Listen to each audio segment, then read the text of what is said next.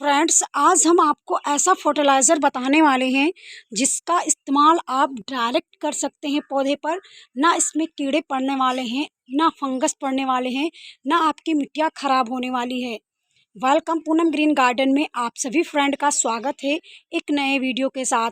Friends, आज हम आपको ऐसा फर्टिलाइज़र बताते हैं जो हमेशा वेस्ट समझकर आप फेंक देते हैं। उसे फेंकने के बजाय आप अपने पौधे में डायरेक्ट इस्तेमाल कर सकते हैं और सभी पोषक तत्वों से भरपूर है। दोस्तों, कभी कभी क्या होता है कि हमारे पौधे में पोषक तत्वों की कमी के कारण पौधे फ्लावरिंग नहीं कर पाते, पौधे की ग्रोथ नहीं होती, पौधा घना नहीं हो पाता। तो ऐसे में आप इस फर्टिलाइज़र का एक बार ज़रूर उपयोग करें। बिल्कुल ऑर्गेनिक है, होममेड है, आपके यहाँ हमेशा निकलता है और आप इसे वेस्ट समझकर फेंक देते हैं। तो फेंकने के बजाय आज से आप अपने पौधे में उपयोग करना सीख जाएं और फिर देखें आपके पौधे की ग्रोथ कितनी तेज़ी से बढ़ती है। साथ ही साथ अगर आपके पौधे में किसी भी प्रकार का पौधा लगा हुआ है, फ्लावरिंग नहीं कर रहा है, चाहे वह क्रसुला हो, अपराजिता हो, बोगनविलिया हो, चंपा हो, गुड़हल हो, चमेली हो, आप सभी प्रकार के फूलों वाले पौधे में एक बार डायरेक्ट इसका इस्तेमाल करके देखिए। बहुत असरदार आसान तरीका है और आपको मैं लाइव प्रूफ के साथ दिखाऊंगी कि हमने इसका उपयोग डायरेक्ट किया, ना इसमें कीड़े पड़े, ना फंगस लगे, ना कुछ हुआ, ना मिट्टी कमज़ोर हुई, बल्कि मिट्टी की उर्वरक शक्ति 4 गुना तेज़ी से बढ़ गया। इस फर्टिलाइज़र को उपयोग करने से आप कई प्रकार से लाभ उठा सकते हैं। जैसे आपके पौधे की ग्रोथ नहीं हो रही है, पौधे फूल नहीं बना रहे हैं, कलियां नहीं बना रही हैं, नई नई ब्रांच नहीं निकल रहे हैं, नई नई शाखाओं का विकास नहीं हो रहा है, मिट्टी कमज़ोर पड़ गई है, तो ऐसे में यह फर्टिलाइज़र आपके पौधे में बहुत अच्छा काम करता है। फ्रेंड्स, आप देख सकते हैं मैंने इसके पौधे पर इस्तेमाल किया, यानी ये है रेन लिली। रेन लिली पर मैंने इसका इस्तेमाल किया डायरेक्ट और इसमें अब की बार चौथी बार फूल आया है, यानी कि चौथी बार मैं इसमें फूल लेने वाली हूँ।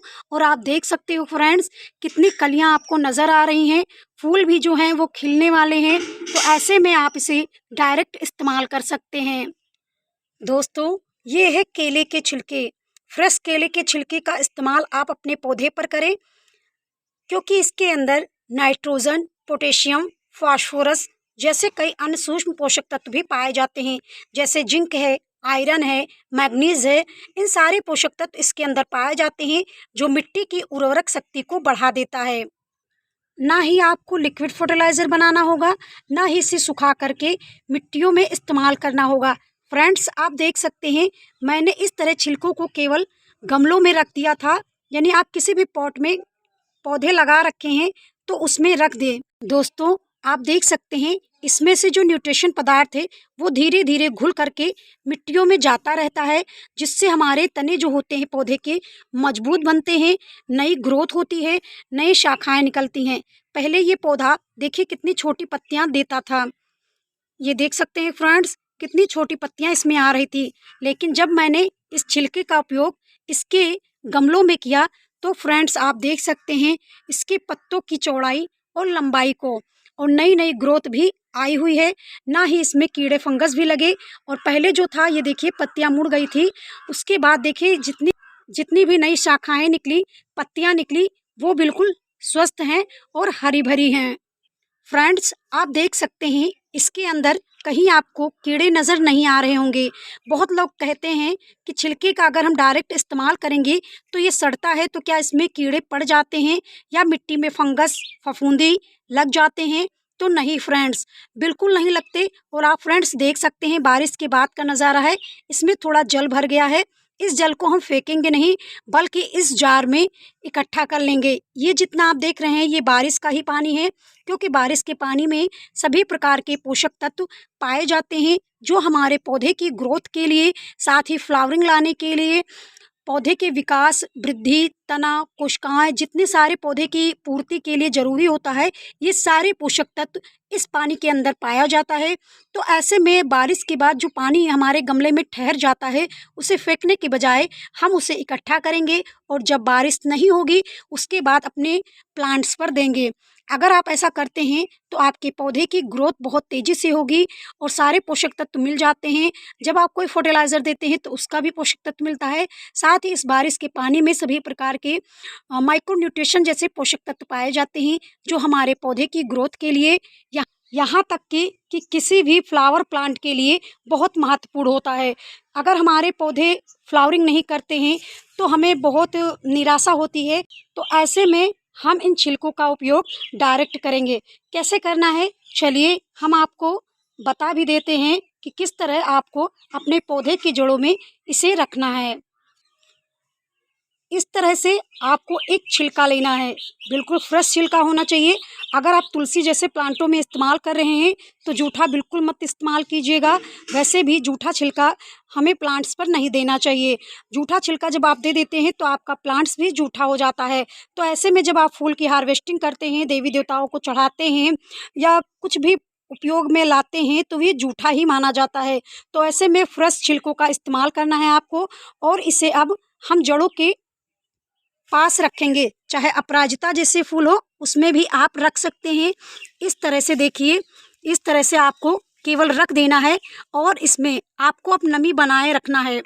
फ्रेंड्स, मिट्टी जब सूखी दिखे तभी आपको अपने पौधे पर पानी देना है, वरना नहीं देना है। अगर आप चाहते हैं हमारे पौधे हरे भरे हमेशा बने रहें, तो आप इस तरह का फर्टिलाइज़र हर 15 दिन पर इस्तेमाल करते रहें। फ्रेंड्स, ये बहुत अच्छा काम करता है। एक बार अपने प्लांट्स पर अपना कर देखें, बार बार अपनाएंगे। फ्रेंड्स, मैंने आपको लाइव प्रूफ के साथ दिखा दिया कि इसके पत्ते कितने चौड़े आए हैं और इसका जो उपयोग करने का तरीका है बहुत आसान है, असरदार है। पौधे की ग्रोथ भी बहुत अच्छे से करता है, साथ ही 4 गुना तेज़ी से वृद्धि होती है, फ्लावरिंग भी लाने में मदद करती है। तो इस तरह आप इन छिलकों का उपयोग कर सकते हैं और मैंने किया है और मुझे बहुत अच्छा रिज़ल्ट भी मिला है। तो आप भी इसका उपयोग एक बार अपने पौधे पर ज़रूर करें। किसी भी प्रकार का प्लांट है फ्लावरिंग वाला, तो उस पे आप ज़रूर से ज़रूर ट्राई कीजिएगा, फिर देखिएगा रिज़ल्ट और हमें कमेंट में ज़रूर बताइएगा कि आपको लाभ मिला या फिर नहीं मिला। फ्रेंड्स, कोई भी पौधा है तो उसमें आपको जल भराव नहीं होना है। जैसे ये मेरे पौधे में जल भराव हो गया और मैंने इसमें केले के छिलके को भिगा के रखा था, तो इसका भी न्यूट्रिशन पदार्थ इस पानी के अंदर मिल गया है। तो इस पानी को हम फेंकेंगे नहीं, बल्कि इस जार में इकट्ठा करेंगे और फिर अपने प्लांट्स पर देंगे। दूसरी चीज़ ये होता है, अगर आप पौधे में फ्लावरिंग लेना चाहते हैं फ्रेंड्स और आपके पौधे में फ्लावरिंग नहीं हो रही है, तो आपको क्या करना है कि अगर आपने पोषक तत्वों को भी दे दिया, सभी प्रकार के न्यूट्रिशन पदार्थ को दे दिया, उसके बाद भी आपके पौधे में फ्लावरिंग नहीं हो रही है, पत्तियों का विकास ज़्यादा हो रहा है, तो ऐसे में आपके पौधे में नाइट्रोजन की खाद ज़्यादा है, जिसकी वजह से पत्तियों का विकास हो रहा है, ना कि वो फूल बना रहे हैं और ना फिर कलियाँ बना रही हैं। तो ऐसे में आपको क्या करना है, पोटेशियम, फास्फोरस जैसे खादों का इस्तेमाल करना है। तो आप हमेशा इन छिलकों का इस्तेमाल कर सकते हैं। इसके अंदर भरपूर मात्रा में ये चीज़ें पाई जाती हैं और पौधे में फ्लावरिंग लाने में मदद करती हैं। फ्रेंड्स, एक बात और होती है, जब हमारे पौधे फ्लावरिंग नहीं कर पाते, या तो हमारा पौधा ज़्यादा से ज़्यादा 2 या 1 ही घंटे धूप लगते होंगे या फिर नहीं लगते होंगे, या फिर आपके पौधे में धूप की जो मात्रा है कम है। किसी भी फ्लावरिंग प्लांट के लिए कम से कम धूप 5 से 6 घंटे या फिर 7 घंटे बहुत ज़रूरी होता है। तभी आपके पौधे फूल बना पाते हैं, कलियाँ बना पाते हैं। क्यों फ्रेंड्स? क्योंकि प्रकाश संश्लेषण की जो क्रिया होगी वो अच्छे से होगी। पत्तियों का जो हरापन नहीं रहता, पत्तियाँ कभी-कभी पीली पड़ने लगती हैं, तो इन्हीं कारण से पड़ने लगती हैं। तो ऐसे में हमारे पौधे के लिए प्रकाश संश्लेषण की जो क्रिया होती है वो ज़रूर होना चाहिए। और ये कैसे होता है? ये केवल धूप के कारण ही होता है। पत्तियाँ हमारे क्लोरोफिल बना पाती हैं और पत्तियाँ हमारे पीले नहीं पड़ते। बहुत लोगों की शिकायत रहती है कि हमारे पौधे की जो पत्तियाँ हैं वो पीली पड़ रही हैं, तो ये एक मुख्य कारण होता है पत्तियों का पीला पड़ना। दूसरा कारण होता है पत्तियों का पीला पड़ना फ्रेंड्स, कि अगर आपके पौधे में माइक्रोन्यूट्रिशन की कमी हो जाएगी, तो इसकी वजह से भी पत्तियाँ पीली हो जाती हैं। और तीसरा कई कारण होते हैं कि अगर आप अपने पौधे में जल भराव अधिक मात्रा में कर देते हैं, नमी ज़्यादा हो जाती है तब भी आपके पौधे में पत्तियां जो होती हैं वो पीली पड़ने लगती हैं, या फिर आपकी मिट्टी बिल्कुल ड्राई हो जाती है, सूखी हो जाती है, तो ऐसे में आपके पौधे की जो पत्तियां होती हैं वह पीली पड़ने लगती हैं। अगर आप इन सब सारी बातों को ध्यान में रखेंगे तो आपके पौधे भी फ्लावरिंग करेंगे और आपके गार्डन भी सुंदर लगेंगे और आपको भी आनंद आएगा। यहाँ तक कि आप देवी देवताओं के अलावा कई प्रकार से बेनिफिट भी लेते होंगे हेल्थ के लिए, क्योंकि जो भी हम पौधे लगाते हैं वो हमारे गार्डन से लेकर के हेल्थ तक फ़ायदेमंद होते हैं, उसी पौधे का हम लोग चुनाव करते हैं। तो ऐसे में इन चीज़ों का ध्यान रखें। और फ्रेंड्स, उम्मीद करते हैं आपको जानकारी बेहतर लगी होगी, बेहद पसंद भी आई होगी। तो अगर पसंद आई हो तो प्लीज़ वीडियो को लाइक शेयर ज़रूर करें और मिलते हैं हम आपको अगले वीडियो में ऐसी ही नई जानकारियों के साथ। तब तक के लिए दोस्तों नमस्कार।